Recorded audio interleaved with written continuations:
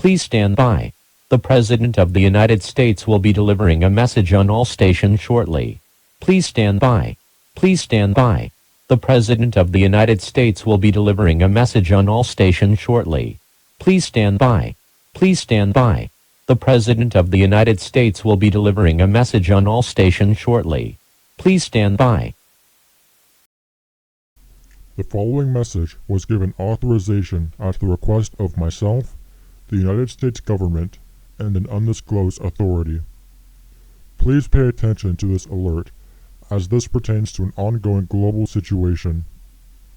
As of 12 a.m. Eastern Standard Time, purple and white flowers have been reported to suddenly grow and cover about 90% of the Earth's surface, including places that would normally be impossible, such as in concrete, in deserts, and even in the bottom of the ocean. Unfortunately, this is a sign of the end of all life on this beautiful planet. It is believed that all life on this planet will cease to exist at 12 a.m. Eastern Standard Time. Unfortunately, there is nothing that we can do to prevent this.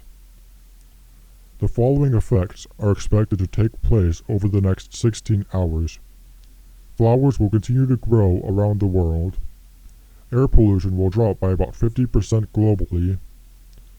Everyone will feel a sense of calm and euphoria, and violent crimes will drop drastically.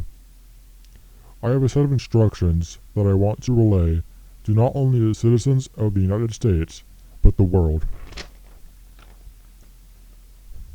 Gather with those who you care about, such as friends, family, and pets.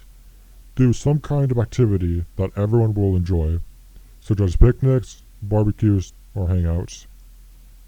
If you choose to, you may go into panic mode. It is your choice on whether or not you tell children about this event.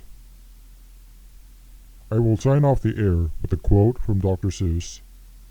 Don't cry because it is over. Smile because it happened.